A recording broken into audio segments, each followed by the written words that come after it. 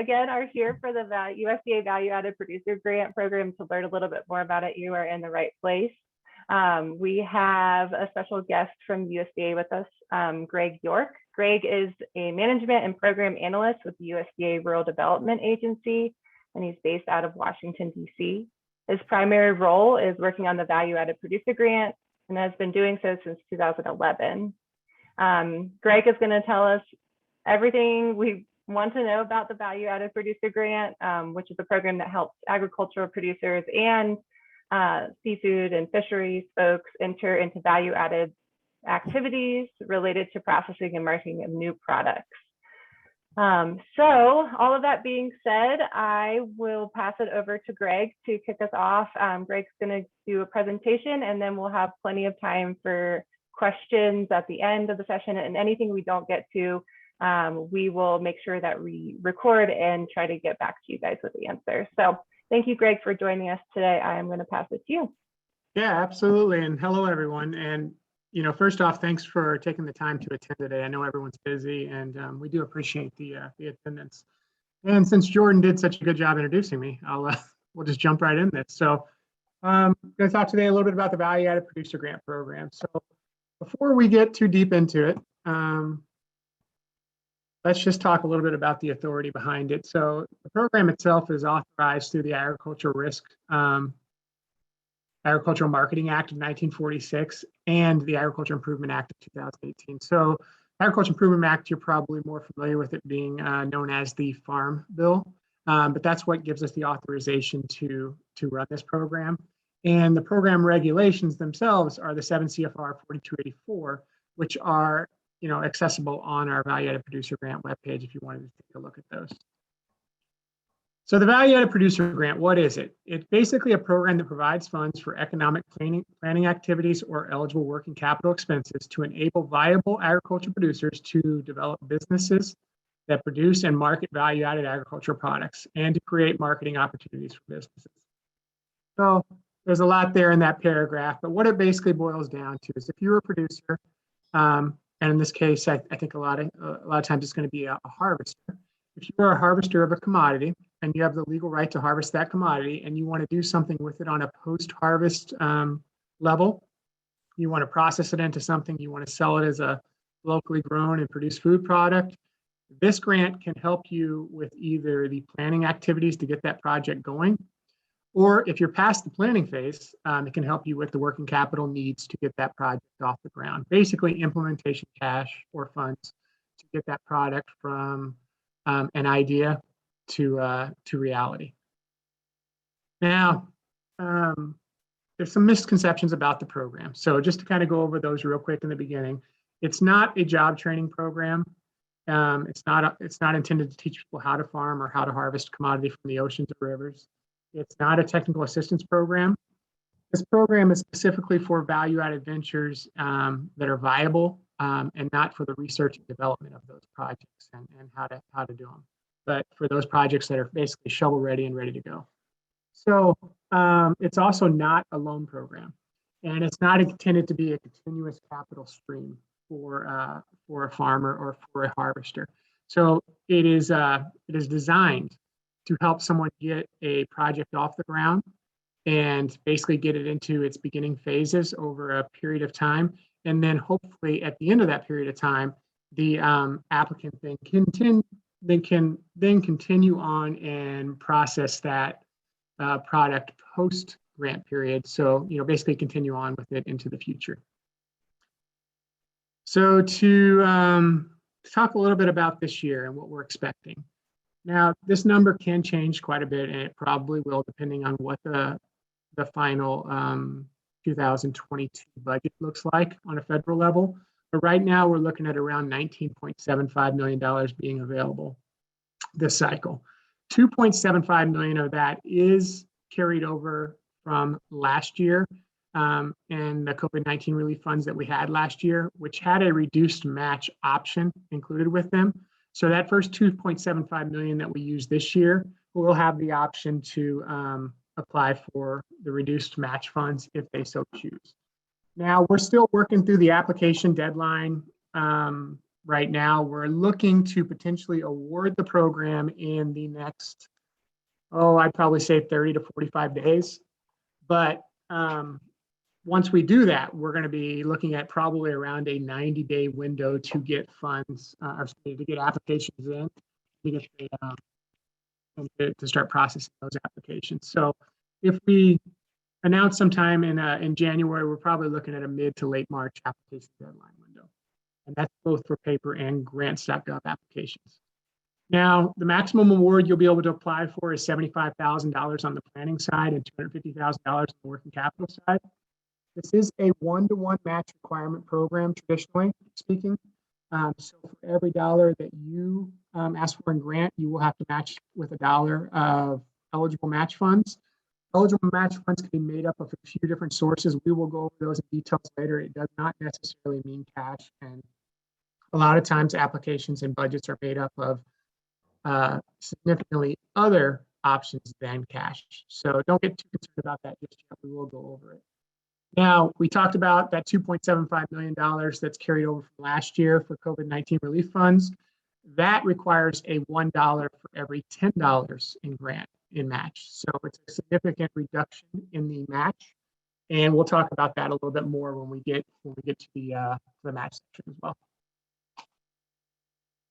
All right, so a little bit about eligibility. We're going to talk about applicant eligibility. We'll talk about the project eligibility as well as the purpose eligibility, go over a few other eligibility requirements, and then also talk about the scoring and how we evaluate the applications for ultimately coming up with that final award list. So applicant eligibility. In order to apply for a value-added producer grant, you must be an agriculture producer who is either an independent producer, an agriculture producer group, a farmer or rancher cooperative, or a majority-controlled producer-based business venture. Now, most of you will fit under the independent producer category, which is your sole proprietors, your family farms, your individual-owned farms, what have you. But some will come in under the group heading, and that'll be either under the agriculture producer group heading or the farmer or rancher cooperative. You are more than welcome to apply as one of those as well. The trick to both of those is that the farmer rancher cooperatives and the agriculture producer groups need to be owned and controlled by independent producers. So everything goes back to that independent producer heading. As long as the farmer rancher cooperative is owned by the producers, and the same thing for the agriculture producer group, and is controlled voting rights and all that, then you can apply as one of those types of groups. And if you run into a situation where you've got partners, but a majority of the partners are considered independent producers, so they're agriculture producers, but you do have maybe some passive investors in the ship or in the business itself. As long as 51% or more of the ownership is made up by agriculture producers that meet the independent producer definition, and as long as they have the majority of the voting control, you can apply under the majority controlled producer-based business heading. I will say, though, that with this heading, and you should be aware, and it's not usually an issue, but this heading, we only allow 10% of the overall funds that we have on an annual basis to go toward majority controlled producer-based projects. So it is restricted just a little bit, but it has not been a problem over the last few cycles. We haven't received more than 10% in applications, so it's been fine. Now, regardless of what type you're coming in under, everyone needs to meet the definition of an agriculture producer, which means you produce an agriculture commodity through the participation in the day-to-day labor, management, and field operations. And we're missing a little bit here because basically most of you are harvesters, so you have to also have the legal right to harvest the commodity for which you are doing the value-added venture. So you have to have the license, permit, what have you, to harvest that commodity from the ocean, from the rivers, or wherever else you're producing it. Now, as a producer, you have to currently produce at least 51% or more of the agricultural commodity that's going to be used for this project.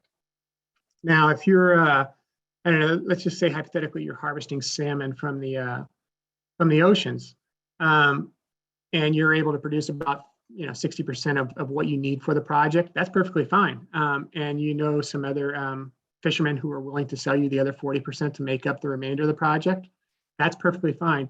You just have to produce at least 51% or more of the commodity yourself.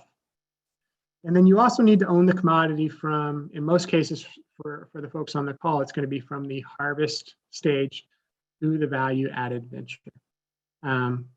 So there can't be changes of ownerships in most, there are some slight exceptions to this, but for most cases, there cannot be a change in ownership because this grant is intended for the person that's actually producing the agriculture product to go into a value added venture and ultimately increase their customer base and their on-farm or their ships revenue. So because of this, you need to own the commodity from seed to harvest if it's produced on a farm, or in the harvest sector from the time you're harvesting through value added venture.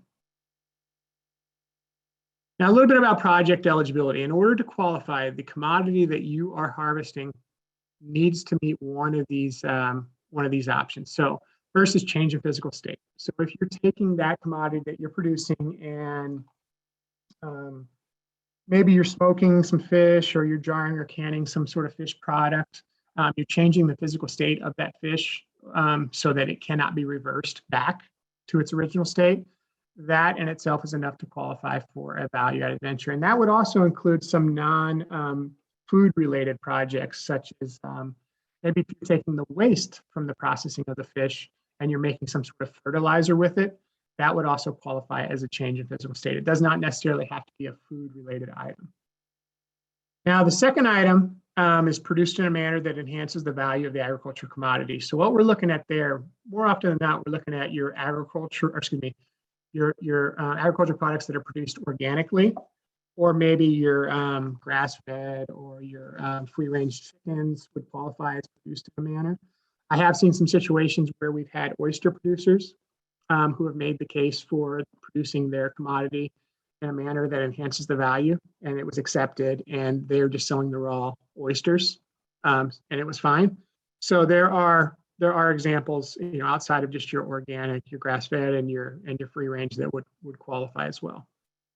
Physical segregation, you're probably not going to see a lot of this. We don't really get that many applications. What this is really referring to is a lot of your Midwestern producers who are growing corn, maybe non-GMO versus GMO, and they're keeping them separate during the production and the post-harvest activities, keeping the GMO corn separated from the non-GMO corn. But you could also make the argument that that qualifies for produced in a manner that enhances. So really those first two are going to make more sense for you than the third one. Fourth one, same thing, the farmer rancher-based renewable energy. That's really dealing with your dairy producers or other producers that want to put an anaerobic digester on the farm to create energy and then sell it back to the grid. Probably won't have too many of those with the group we have here. But what we might have, and this one's really picked up a lot of steam over the last few years, is the locally produced agriculture food product. If you are taking that commodity from the ocean and you're not doing anything with it, you're just taking it to the farmer's market, or you're selling it through a CSA type program, but for the fish industry, and you're selling it within the state or within 400 miles from where it's produced, then you can qualify as a locally produced agriculture food product, and that in itself is enough to qualify for the value added producer grant. Now, regardless of which methodology you choose, all the projects must demonstrate that you are increasing the customer base and the revenue derived from the project for the producer themselves. Again, going back to what I mentioned earlier, this is a producer-based program, meaning that we want the producers to be the ones that apply, and the producers the ones that ultimately realize the increase in customer base and the increase in revenue. It's the program's for those that are producing. Now, a little bit about the purpose eligibility. There's two types of grants. We talked about this a little bit before. When you apply, you'll have the option to decide between a planning grant and a working capital grant. Can't do both at the same time, but you can come in for another grant in a subsequent cycle. So if you choose to do the planning grant, which would help you pay for a third-party consultant, a qualified consultant, to go and prepare a feasibility study, business plan, and marketing plan for you, then you could come back in a subsequent cycle once you have those documents that show that you have a feasible idea and a viable project, and apply for a working capital grant to help basically get the project off the ground, or I guess implement it. But you'd have to choose, and there's two different toolkits or application toolkits on the website that will be posted when the announcement and when the notice finally opens for this next cycle. And you'll have to choose between the two on which one you're at. Now, if you're coming in for the working capital option, there are a few variations of it that you should be aware of. So there's the request of 50,000 or more for an emerging market proposal. So an emerging market, what we think of and what we talk about there is projects that you've produced for less than 2 years, or products that you produce for less than 2 years that you want to get to market and you haven't marketed for more than 2 years. We're considering those new products, right? So it's an emerging market for you. You are welcome to apply for those, but if you apply for more than $50,000 for an emerging market proposal, you will have to supply a feasibility study as well as a business plan and or marketing plan. So there is some restriction if you're asking for more than $50,000 for a new product that you're getting to the marketplace. Now, if you're requesting 50,000 or more, and it's a market expansion project. So market expansion is a project that you've been doing already for 2 years, but you want to just get it out to some new markets, maybe expand, maybe you're producing it in Alaska and you're selling it locally in Alaska, and now you're looking to get it down into the continental United States.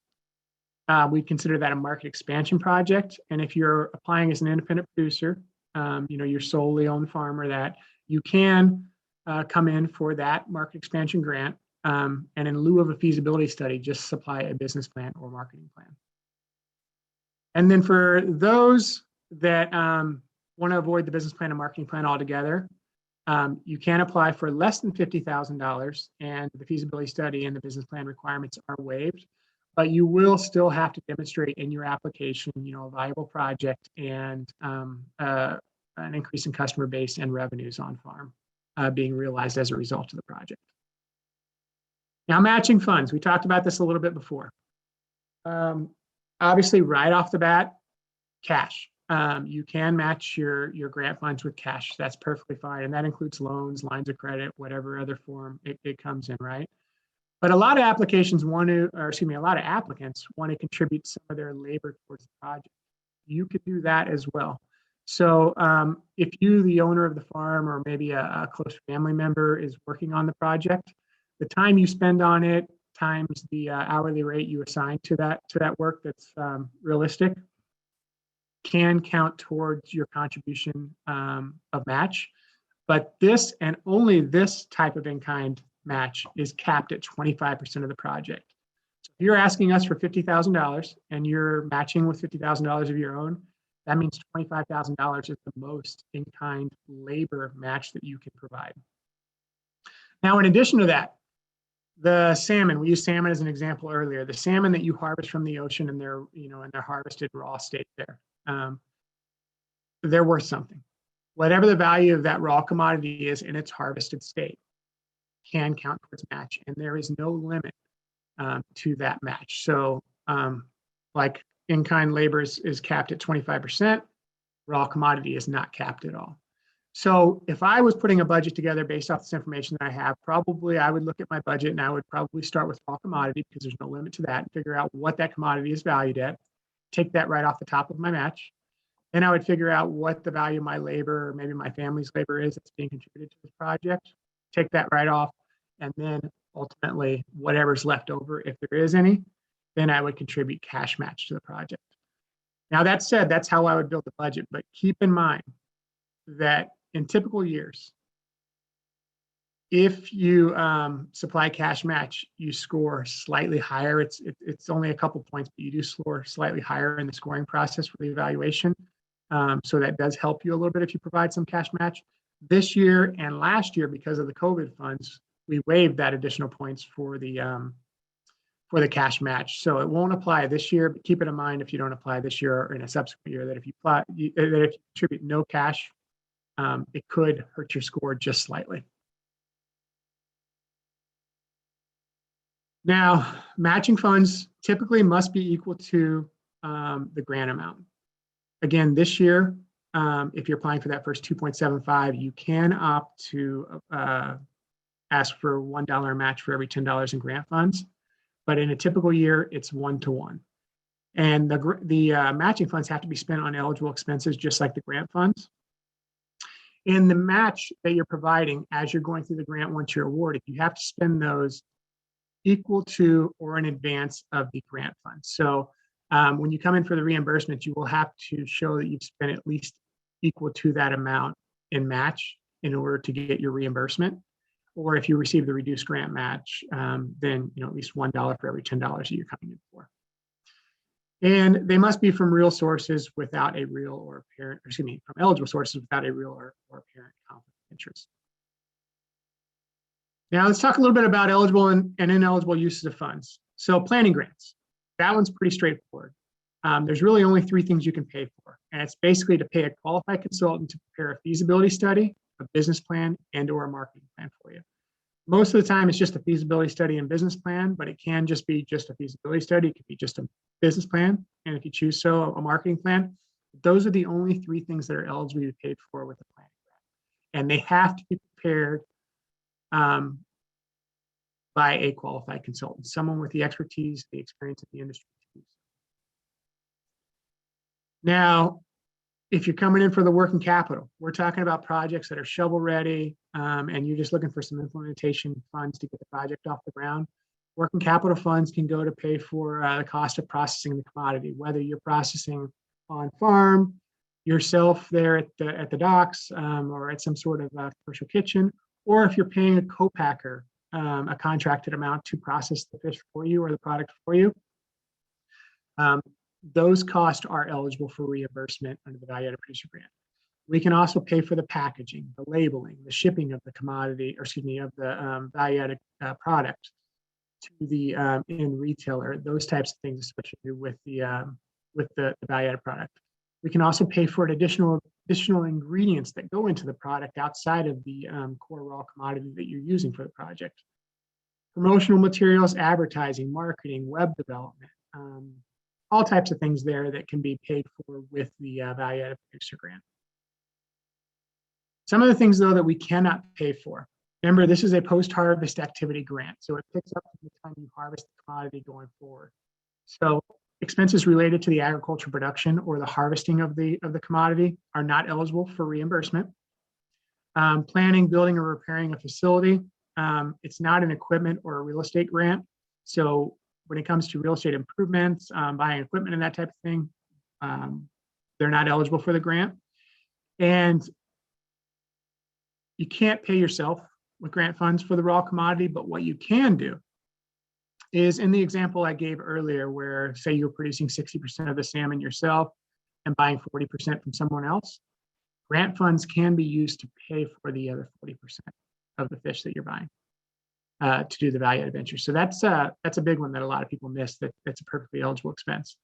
And then I talked about equipment before, and just to be clear, federally, we define equipment as an item that's valued at more than $5,000 and a useful life of more than 1 year.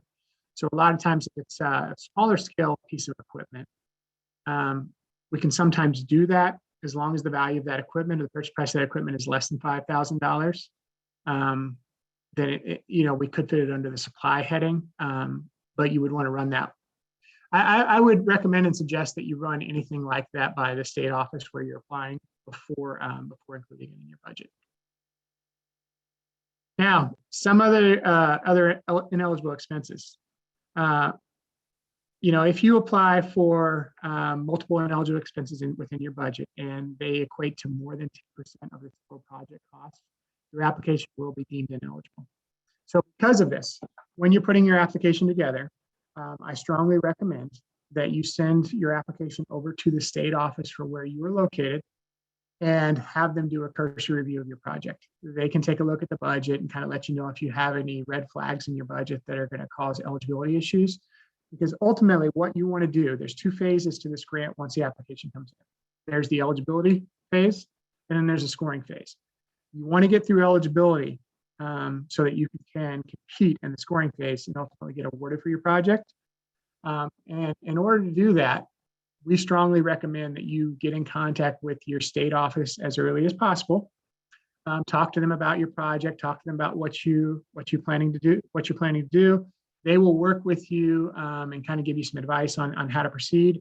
And then ultimately, if you get your package together before deadline date, and I'd say probably 2 to 3 weeks before deadline date, then they can do a cursory review of your application, and probably won't have a chance to read it word for word, but they can look at some key areas like the budget and tell you if you have any ineligible expenses in there that need to come out that could potentially cause you to be considered ineligible. Can't say it enough. Contact the state office early as possible. Have them help with the application and the cursory reviews as much as you can. If the application, though, contains less than 10% ineligible expenses, so if you include some in there by mistake, completely understandable. As long as it's less than 10%, we will let the project move forward. But if awarded, you would still have to remove those items anyway. So really the threshold there is 10%. More than 10%, unfortunately, the application is ineligible. Less than 10%, you move forward. All right, so a little bit about evaluation criteria. So we score the grants once they make it through eligibility determinations, and we score them based off the nature of the proposed project, the qualification of the project personnel, commitment and support you have for the project, and the work plan and budget. So it's 30, 20, 10, and 20 there that you can get in score. Obviously, the higher the score, the more likely you are to get awarded. So when you're taking a look at the application, you're taking a look at the toolkit, you want to make sure, especially when you get into that scoring section, that you're answering all of the questions that are being asked. And a lot of the questions are in paragraph form, and even within the sentences of the paragraph, there might be multiple questions being asked. Make sure you're being thorough. Make sure you're answering the questions that are there in the scoring section thoroughly, and hopefully that'll mean that you get the best score in those 4 criterion. Now, in addition to those 4 criterion, there's also priority point section. You can apply for priority points as a socially disadvantaged producer, as a beginning farmer or rancher, which includes the harvesters. You can apply for veteran preference. There's a multitude of those, and you can take a look, but you can get up to additional 5 points for your project in the priority point section.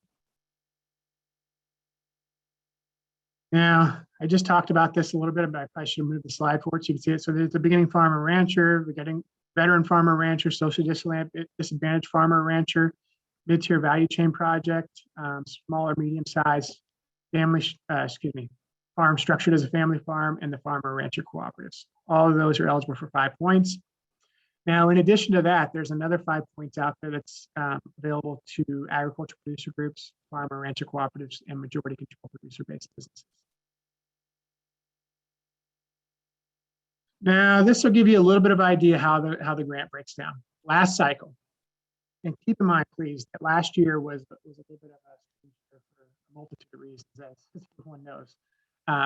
We received, which I would say is probably around the norm for us, around $36 to $40 million in funding last year. But because of COVID, we were given an additional $35 million in COVID-19 relief funds. So we had a pretty healthy pot of money last cycle. We received 828 applications nationwide, and they totaled $126 million. $89 million worth of those applications, or 546 of them, were deemed eligible. And I will tell you that 546 to 828 is the biggest drop off you will see. I used to work on this program at the state level, both in Washington State and in California. And I will tell you that a lot of this drop off is from applicants that submit their application on deadline date, and we hadn't heard 2 words from them. And unfortunately, once the application deadline passes, we have to accept what's received, and we can't modify or get any additional information from the applicant. So more often than not, if we hadn't spoken with that applicant, they're missing something. Maybe they misunderstood some of the criteria of the grant. They probably had a good project. A lot of times they had a great project, and they end up having to come back the next year. But because they didn't reach out to the state office, they might have missed that 10% threshold for ineligible expenses or some sort of eligibility requirement, and their application, unfortunately, was kicked out for that cycle. So that said, reach out to the state offices. They will help you get past that first phase. And I will tell you that those that reach out to the state offices are more than likely to make it through eligibility That 546, I would bet the vast majority of those work with the state offices to get their applications in. Now, out of that 546 applications, 430 of those were awarded. We ultimately awarded $71.4 million worth of grant money last year for value-added projects. It broke down like this. The vast majority of the applications we get, almost 90% of them are working capital, and we do get around 10% worth of planning grants. I will say, when it comes to planning grants, don't shy away from those. If you have a project, if you have an idea in mind, but maybe it's not 100% solidified, it's a great opportunity to come in for a planning grant, have a qualified consultant take a look at your project, do a feasibility analysis of it, and really determine if you have a viable project before you start using your funds to get that project off the ground. It can be a great way to have a second set of eyes, take a look at your project, and really tell you if it's viable or not. But if you're shovel ready, you've got everything thought out, you know exactly how you're going to be producing it, where you're going to be producing it, what you're going to be producing, price points, all that type of stuff figured out. And working capital is a great way to go, and you can jump right in and basically get the implementation cash to get the project off the ground. Last year, average grant was $166,000. Working capital was $180,000, and planning grants was around $43,000 on the average. So you can kind of see basically what we award on average. Now, like I mentioned before in the earlier slides, $250,000 is the max for working capital, and $75,000 is the max for planning. Most of the applicants that come in under the independent producer heading. So again, that's your sole proprietors, your family-owned farms, but you'll see there the majority controlled producers made up 4%, agriculture producers. There were only 2 of those, but then the cooperatives made up 5% of the applicants. When it comes to priority points, you can see the breakdown on who received priority points. Only a very small percentage didn't receive. We have quite a few categories that you can come in under for priority points. So yeah, it was just a small percentage that didn't. I think it was 92 of them in total that didn't. So what is probably around 20% or so that didn't receive priority points. Yeah, there's a little breakdown in priority versus non-priority points from the last 4 cycles. And then awards by methodology.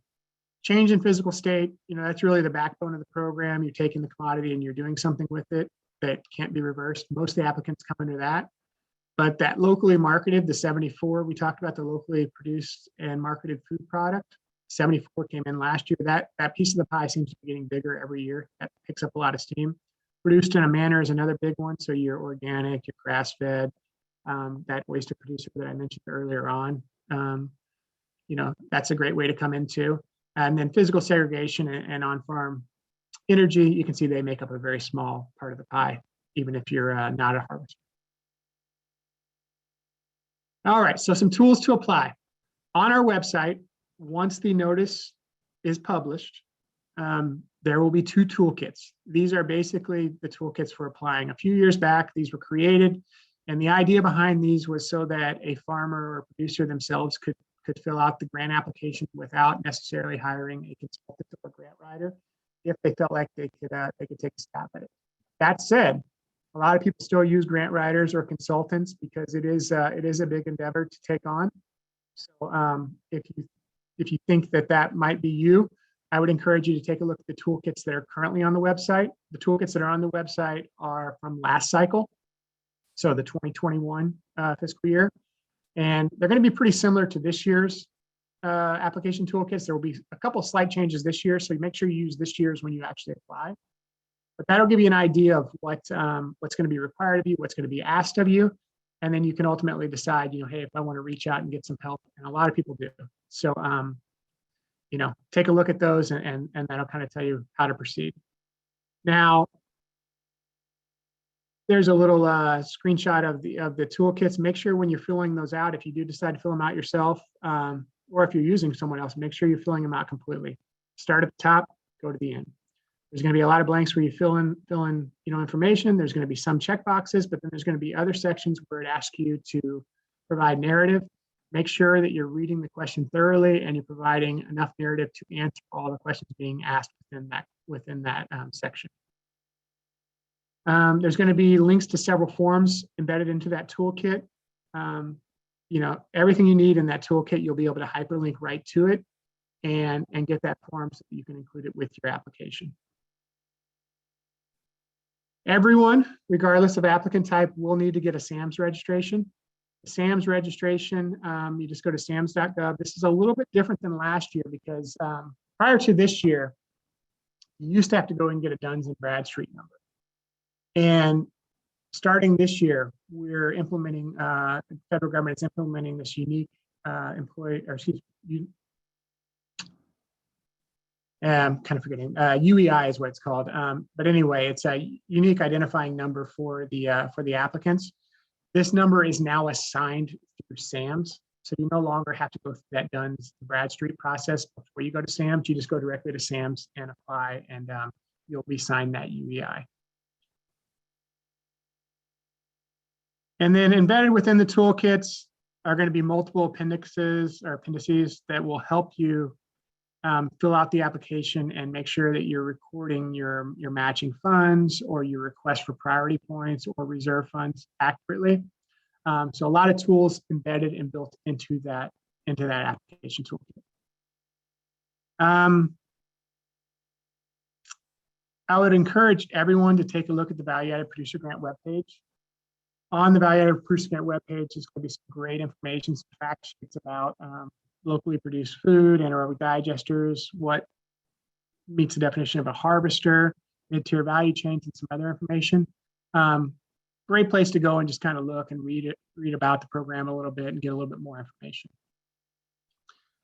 If you have questions, and I know you're going to have some today during this presentation, we're going to try to answer as many of those as we can. But if you have additional questions that we don't get to, I'm going to leave the screen up here. You're welcome to reach out to myself or Mike Daniels. Mike Daniels is actually on the call today. You might hear him during the Q&A session. But either of us, we work on the program hand in hand. Either of us can answer the questions for you.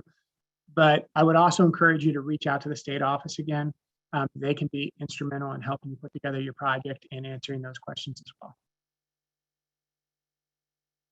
So I will take a pause there and go ahead and open it up for questions. Yeah, looks like we have a lot of really good questions that came in through the chat that Tyson and John will post out to you, Greg and Mike. And also, if you guys have questions that you want to voice, please do raise your hand. You can go to reactions at the bottom of your Zoom screen and do it that way. So Tyson and John, I'm going to pass it over to you.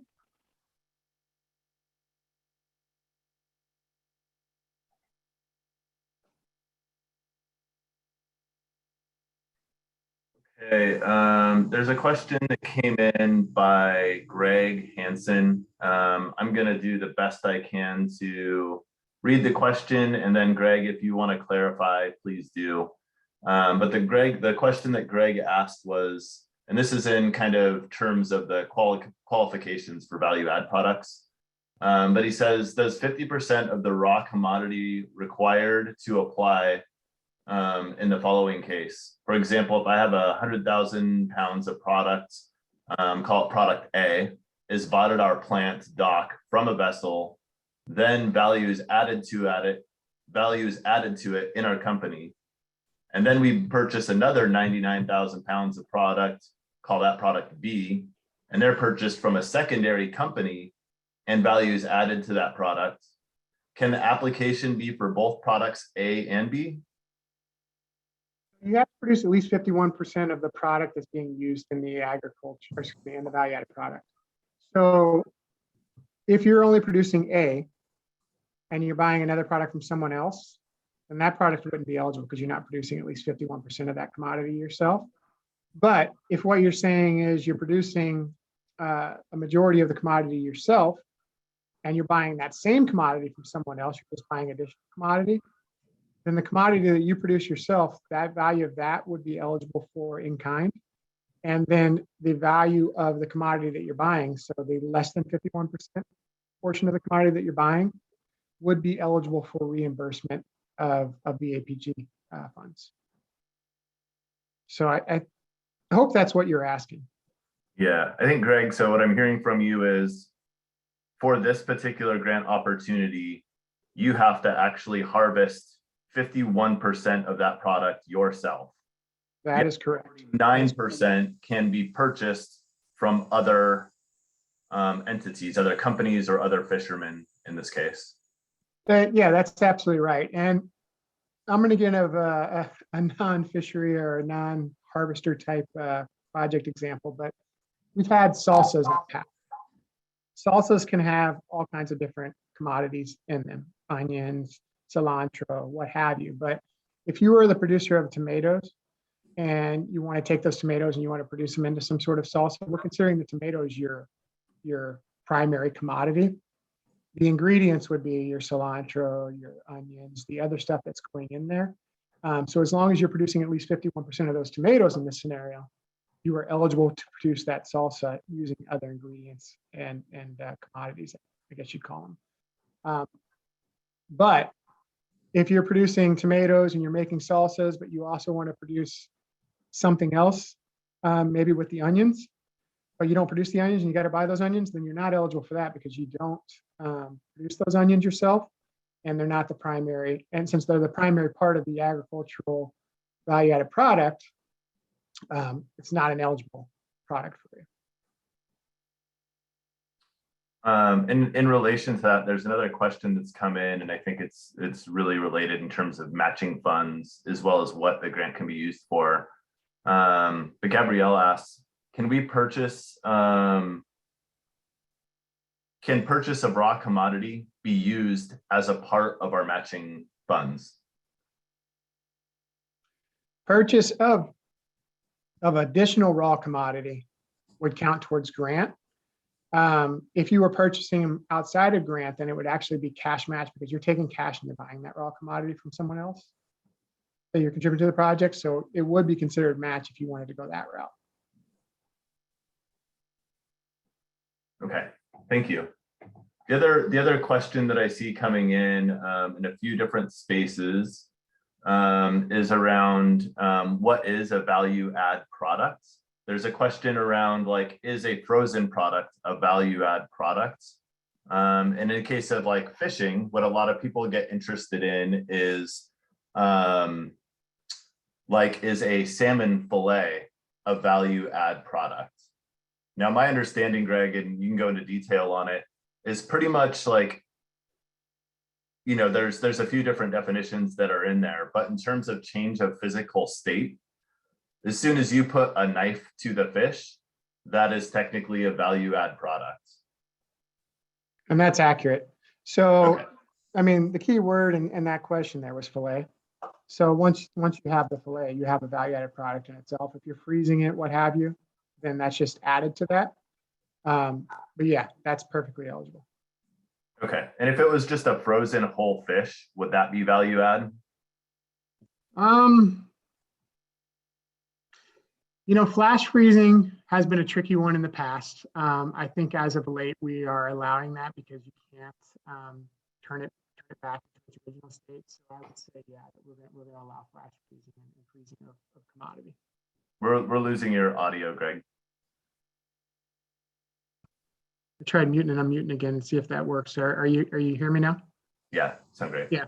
So I think in the past, there has been some guidance out there that flash freezing, that type of thing wasn't eligible, but we've kind of reversed that over the last few years. We are considering freezing to be eligible.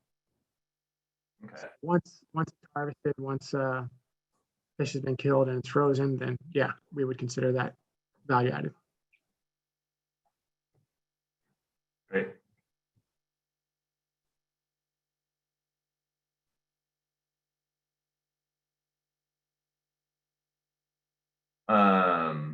Looking at a good question here.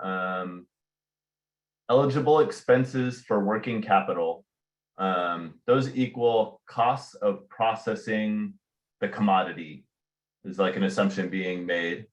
And an ineligible cost is costs of agricultural production.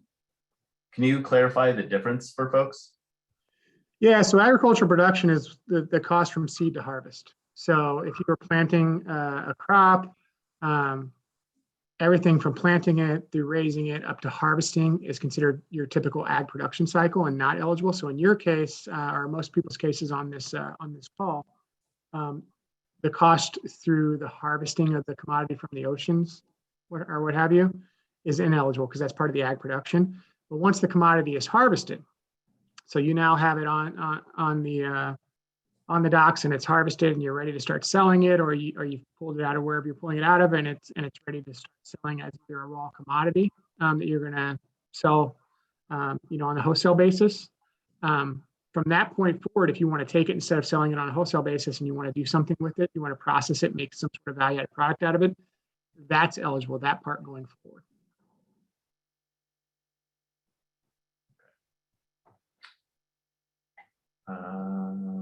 Looking through some of the responses here, it looks like we have a hand up, so I'm just going to go ahead and call on you. Brick, do you want to ask your question?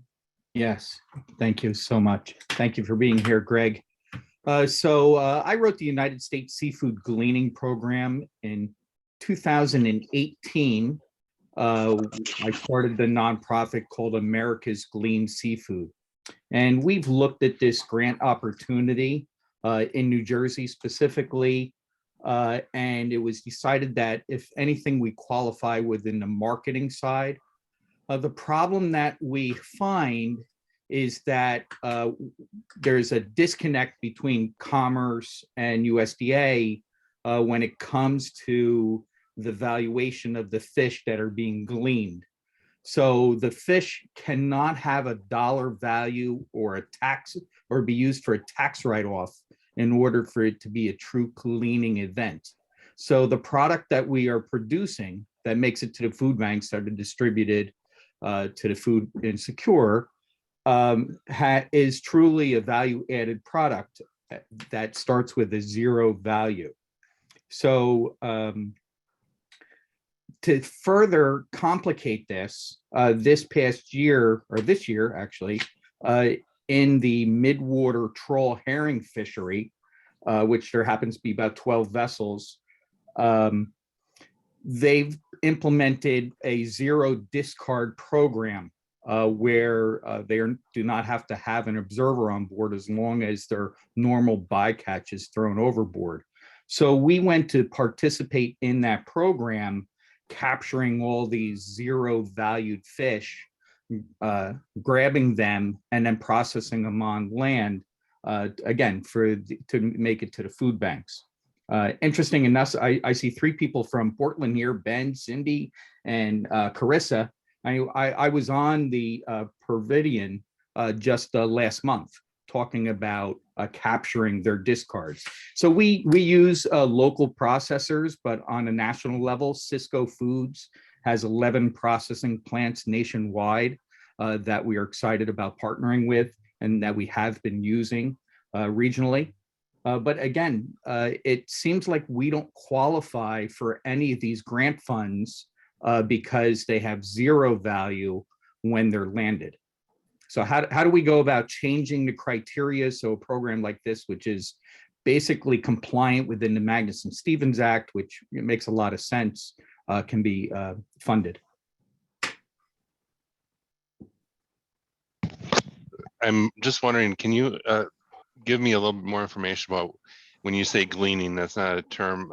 In gleaning, I'm thinking in a forest where you're picking up the slash after a harvest is done.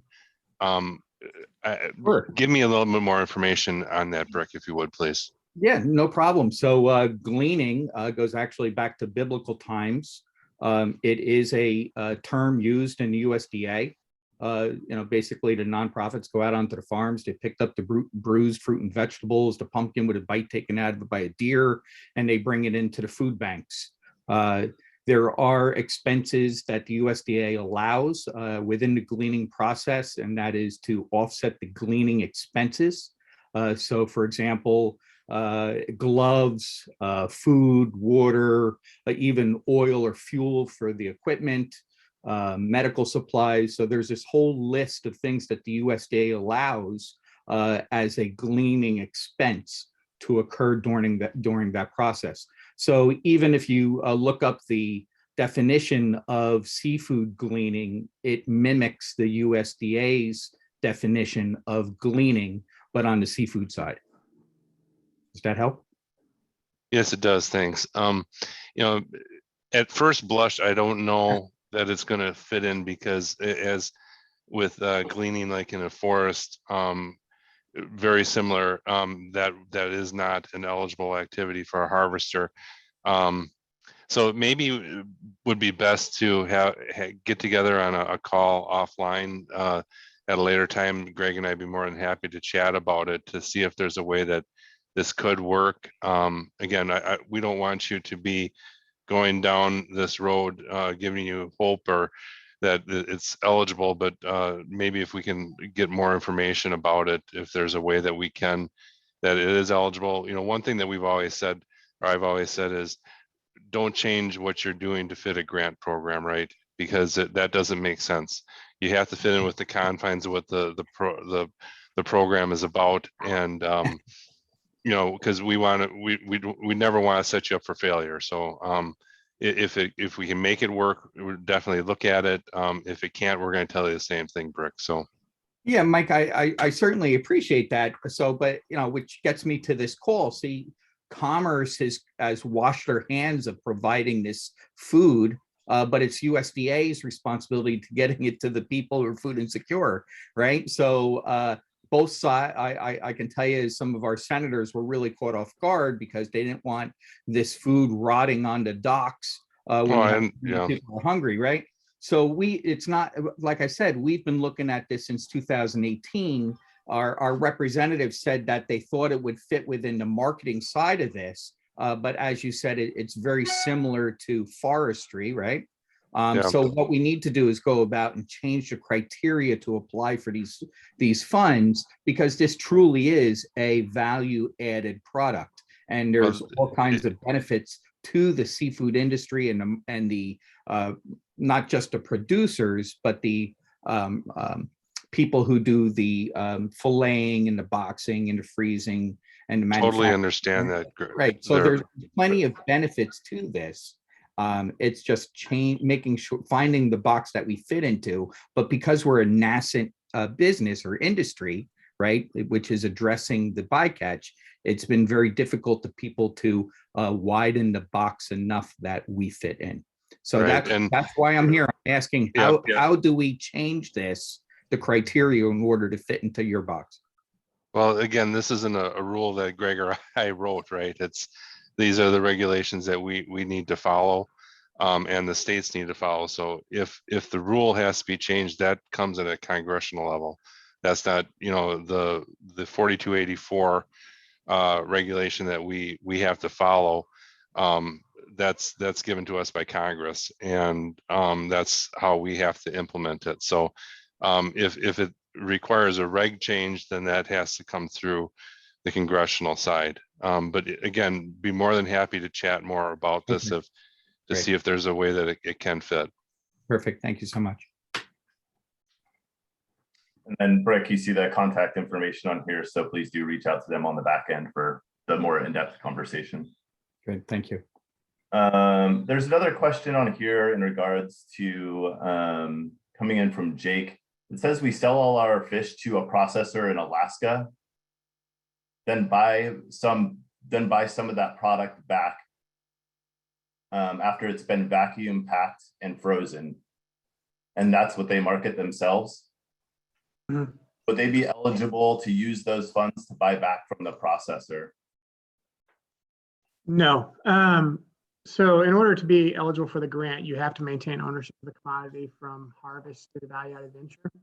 So you need to be the one that's realizing the gains from the product. So instead of selling it to the processor and then buying it back from them as a vacuum packed or frozen product, you would contract with a co-packer to do that processing for you.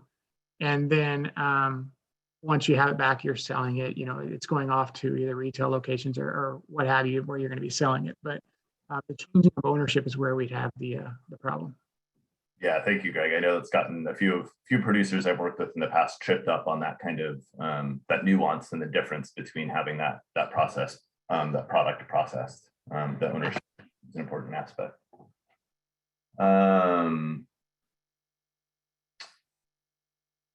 I just want to really quickly say that we are coming up on time. Greg said he could stay on for about 5 more minutes, so maybe one more question, and then we'll have to close out. And we will be sending, again, follow-up communication. So if you have additional questions, we can provide some more resources and people that you guys can reach out to and contact if you didn't get your questions addressed today. So sorry, Tyson, for cutting you off. Maybe one more question, and then I'll close us out for the day. Yeah, one more question that I think is always a good one and comes up often. Are there resources, or can you help folks think through determining a reasonable wage for matching purposes? So when we're talking about, a matching funds and we're talking about a wage that somebody's making, how do you go about determining what a reasonable wage is? What's an acceptable way to go about thinking about that and showing that in their applications? Yeah, this is a question we get quite a bit. As long as you have some sort of industry evidence of that wage or some sort of documentation, maybe salary.com or some sort of other documentation showing that that's roughly what people are being paid, we don't typically question it. I'm going to give an example. It's kind of an extreme example, but if all of a sudden we get a wage and it's $200 an hour, I mean, we're going to look at that and say, no way. But if it's $30, $40, $50 an hour, depending on what type of work the person is doing relative to the project, and there's just some sort of documentation in there for it, then we would probably allow that as a calculation for the in-kind match.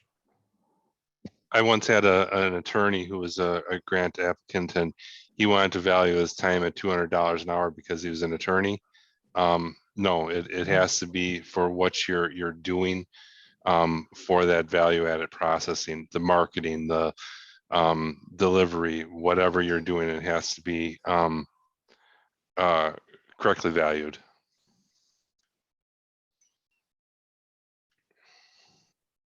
Great, thank you. As Jordan said, we'll go through and comb through the list for questions that we weren't able to answer today, and see if we can get those answered and bring those forward in future communications. As well, you can reach out to myself, you can reach out to Jordan with any other questions you might have, or of course, it's always a good opportunity to start reaching out directly to your state program managers for the value-added producer grant and start getting to know them a little bit and asking questions at your own state level as well. So Jordan, please take it away. Yeah, a lot of really good questions. Obviously, people are excited about this program. We will do our best to address those and share the questions that were asked during the session in like a FAQ kind of format. We'll have the recording for you guys to listen back to. We'll provide at least a contact link for your state reps so you know how to get in touch with them. And then if you have any follow-up questions, as Tyson mentioned, please don't hesitate to connect with us. I want to really thank Mike and Greg for being on the call today and sharing this information with us and fielding our questions. We really appreciate y'all's time, and to the rest of the group that was able to join us today. So hopefully we'll be able to have another session and continue this conversation in the future, but just want to say thank you all for your time, and hope you guys have a great day. Yeah, thank you. Thank you. Bye.